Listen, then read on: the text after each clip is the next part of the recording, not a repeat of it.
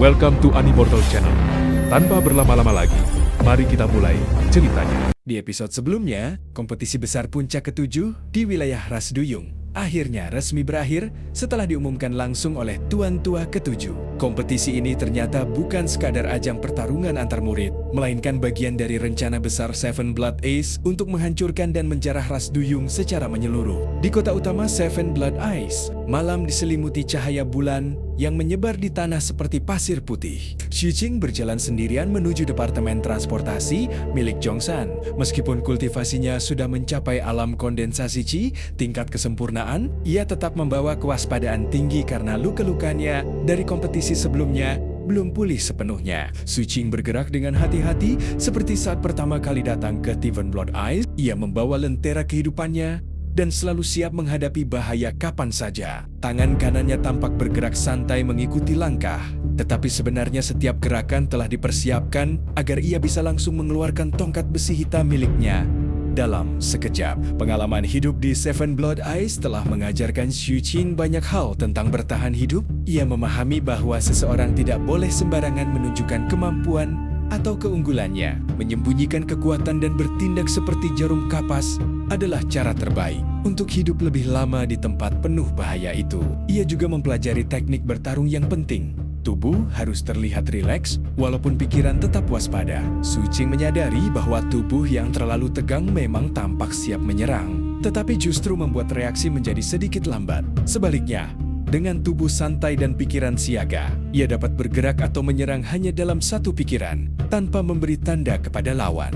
Semua pengalaman tersebut perlahan mengubah kebiasaan dan sikap Xu Qing. Namun, karena usianya masih muda, ia belum mampu menyembunyikan emosi sebaik kaptennya yang sangat pandai menutupi perasaan. Meski begitu, Xu Qing tidak berniat memaksakan diri menjadi seperti orang lain. Ia tetap mengikuti naluri dan instingnya sendiri. Saat sedang berjalan menuju departemen transportasi, Xu Qing tiba-tiba merasakan sesuatu dan langsung berhenti. Ia menoleh dengan tatapan dingin ke arah belakang. Dari sudut gelap muncul sosok kecil dan kurus, yaitu pemuda bisu yang pernah dikenalnya. Pemuda bisu itu masih mengenakan jubah Toys Seven Blood Ice yang kebesaran dan mantel kulit serigala yang membuat tubuhnya tampak menggembung. Namun kini ada perubahan penting. Di jubahnya terpasang lencana resmi Departemen Pembunuhan, menandakan bahwa ia telah naik status dari anggota kolaboratif menjadi anggota resmi. Pemuda bisu itu tidak menunjukkan tanda-tanda menyerang. Ia justru tampak seperti sedang diam-diam mengikuti sekaligus melindungi Xu Qing. Xu Qing memperhatikan perubahan statusnya, lalu dengan tenang mengatakan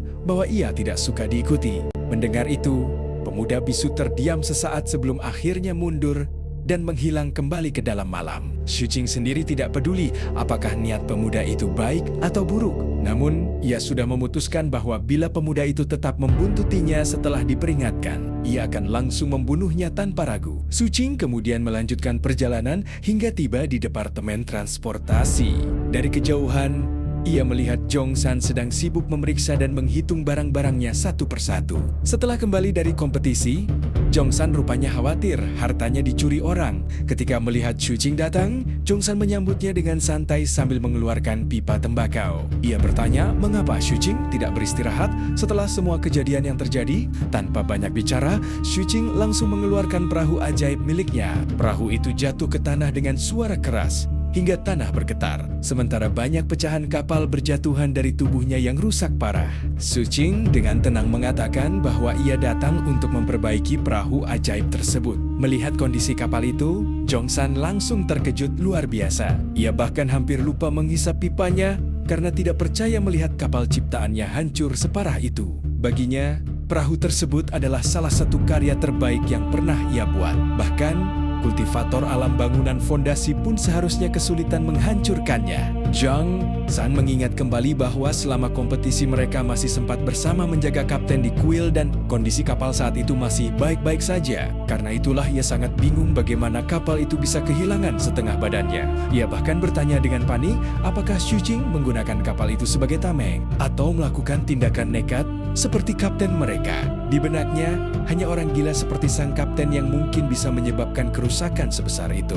Zhang San juga teringat kondisi Xu Qing yang sangat lemah saat mereka bertemu kembali di pintu keluar dunia bawah laut. Hal itu semakin membuatnya curiga bahwa Xu Qing pasti mengalami pertarungan yang sangat mengerikan. Namun Xu Qing hanya menggeleng dan langsung bertanya, berapa lama waktu yang dibutuhkan untuk memperbaiki kapal tersebut? Zhang San akhirnya menghela napas panjang dan mencoba menerima kenyataan. Ia mengatakan bahwa kondisi kali ini sebenarnya masih lebih baik dibanding sebelumnya, karena setidaknya masih ada setengah kapal yang tersisa. Ia bercanda mengingatkan bahwa sebelumnya Xu Qing bahkan pernah hanya membawa pulang perahu cepat yang rusak total. Meski begitu, Zhang San menjelaskan bahwa ia belum bisa segera memperbaiki kapal itu. Keesokan harinya ia harus pergi bersama kapten ke suatu tempat untuk mengobati luka sang kapten. Selain itu, Zhang San juga berencana memanfaatkan perjalanan tersebut untuk mencoba membangun fondasinya dan menembus alam bangunan fondasi. Ia kemudian berjanji bahwa setelah berhasil mencapai alam bangunan fondasi dan kembali nanti, ia akan memperbaiki serta menyempurnakan perahu ajaib Xu Qing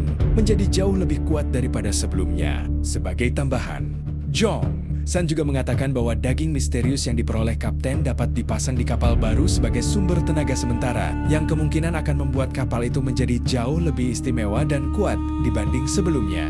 Setelah memeriksa perahu ajaib milik Xu Qing, Zhang San hanya bisa menghela napas pasrah. Xu Qing sendiri memahami bahwa Zhang San sedang mempersiapkan diri untuk menerobos menuju tahap pembangunan fondasi, tetapi ia memilih untuk tidak menanyakan detailnya karena hal tersebut termasuk rahasia pribadi seorang kultivator. Setelah berpamitan, Xu Qing memutuskan untuk tidak menginap di penginapan karena malam telah larut dan susunan teleportasi Seven Blood Eyes tidak beroperasi kecuali dalam keadaan penting. Sebagai gantinya, Xu Qing pergi ke departemen pembunuhan tempat ia memiliki kamar pribadi di divisi hitam sejak dipromosikan menjadi wakil kapten. Ia jarang menggunakan kamar itu sebelumnya, tetapi karena tidak memiliki tempat tinggal sementara, ia memutuskan untuk bermalam di sana. Selain itu, keamanan di departemen pembunuhan jauh lebih baik dibanding penginapan biasa. Di dalam divisi hitam tidak ada seorang pun, termasuk sang kapten. Xu Qing masuk ke kamarnya, mengaktifkan formasi perlindungan yang ia beli, lalu bermeditasi sepanjang malam untuk memulihkan kondisi dan menenangkan pikirannya. Keesokan paginya, Xu Qing bangun saat fajar dan segera menuju susunan teleportasi di pusat kota utama Seven Blood Eyes. Setelah menempuh perjalanan cepat selama sekitar 1 jam, ia tiba di lokasi dan menemukan banyak orang sedang mengantre. Di tengah keramaian, Xu Qing melihat Zhang San dan Kapten. Kapten duduk santai di punggung Zhang San sambil memakan apel yang sebelumnya diberikan Xu Qing di Pulau Binding. Ketika melihat Xu Qing, Kapten langsung mulai menggoda dan menyindirnya. Kapten menduga Xu Qing tidak benar-benar menjalankan misi seperti yang ia katakan. Ia yakin Xu Qing sebenarnya sedang mencari tempat aman di luar sekte untuk menerobos kultivasi. Kapten bahkan mengejek kemampuan Xu Qing dalam berbohong dan mengatakan bahwa seseorang harus menatap mata lawannya agar kebohongannya terdengar meyakinkan. Selain itu, Kapten juga merasa Xu Qing memperoleh sesuatu yang sangat berharga selama berada di pulau sebelumnya. Ia berkali-kali mencoba memancing Xu Qing agar menunjukkan barang tersebut, tetapi Xu Qing tetap tenang dan tidak terpancing. Ketika Xu Qing bertanya kemana Kapten akan pergi, Kapten menjawab bahwa ia akan melakukan pemulihan diri. Ia bahkan mengancam Xu Qing sambil bercanda bahwa setelah pulih dan menjadi lebih kuat, ia akan menagih utang 10.000 batu roh miliknya. Xu Qing kemudian dengan serius berharap agar pemulihan Kapten berjalan lancar.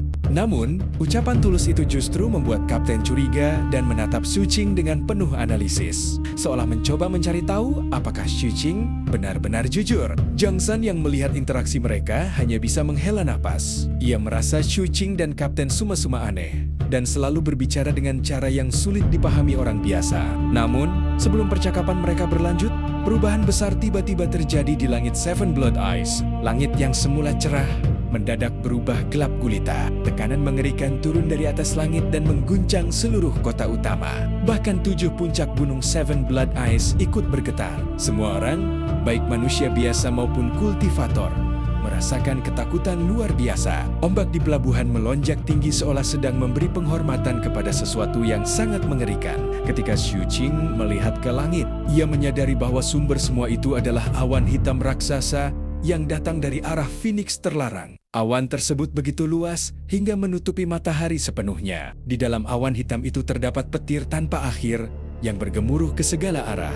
Aura penindasan yang dipancarkannya membuat semua makhluk hidup merasakan ancaman kematian. Di balik awan tampak sosok besar menyerupai burung phoenix atau elang raksasa. Tubuhnya berwarna coklat seperti batu dan bulunya tampak seperti kobaran api. Makhluk tersebut terbang menuju laut terlarang dengan kemarahan yang sangat jelas. Bahkan laut di kejauhan ikut bergolak mengikuti pergerakannya, menciptakan gelombang besar dan suara gemuruh yang mengerikan. Xu Qing langsung mengenali makhluk itu sebagai Flame Phoenix, penguasa zona terlarang nomor 1 di benua Nanhuang yang pernah ia lihat sebelumnya ketika kembali dari laut. Namun, kali ini berbeda. Saat pertama kali melihatnya, Flame Phoenix berada dalam kondisi tenang. Sekarang makhluk itu dipenuhi amarah, sehingga hanya auranya saja sudah cukup membuat Xu Qing mengalami sakit kepala hebat dan pikirannya berdengung. Banyak orang lain bahkan mengeluarkan darah dari mata, telinga, hidung dan mulut mereka hanya karena tekanan tersebut. Kapten berspekulasi bahwa Flame Phoenix bergerak menuju laut terlarang karena sesuatu yang besar sedang terjadi. Ia menduga mungkin penguasa dari mayat terlarang telah keluar dari wilayahnya, sehingga menyebabkan Flame Phoenix bergerak dengan marah. Setelah awan hitam itu melewati Seven Blood Eyes dan perlahan menjauh, langit kembali cerah. Namun, rasa takut dan tekanan di hati semua orang masih tersisa. Xu Qing teringat informasi dari Zhongshan bahwa Flame Phoenix sebenarnya bukan makhluk yang jahat. Ia sebagian besar tertidur dan memperlakukan manusia maupun ras lain secara setara. Bahkan, keberadaannya secara tidak langsung melindungi makhluk hidup di benua Nanhuang dari ancaman yang lebih besar. Karena itulah umat manusia masih mampu bertahan hidup hingga sekarang. Tidak lama kemudian, aktivitas Seven Blood Eyes kembali normal. Xu Qing akhirnya memasuki susunan teleportasi dan menghilang menuju tujuannya. Setelah Xu Qing pergi, Kapten masih membicarakannya. Ia yakin Xu Qing menyembunyikan harta besar. Meskipun menurutnya tidak ada yang bisa menandingi daging binding miliknya. Kapten kemudian mengajak Zhongshan pergi makan daging bersama. Dalam hati, Zhongshan mengeluh karena ia sebenarnya juga tidak mempercayai Kapten. Namun, setelah bertahun-tahun menginvestasikan sumber daya kepada orang-orang seperti Xu Qing dan Kapten, ia merasa tidak punya pilihan selain terus mengikuti mereka. Ia bahkan mengutuk nasibnya sendiri karena semua orang yang ia investasikan ternyata adalah monster dan orang-orang aneh. Saat Zhongshan dan Kapten juga memasuki susunan teleportasi, di akhir cerita, meskipun Seven Blood Eyes kembali tenang, kabut perlahan mulai muncul di langit, pertanda bahwa badai besar akan segera datang.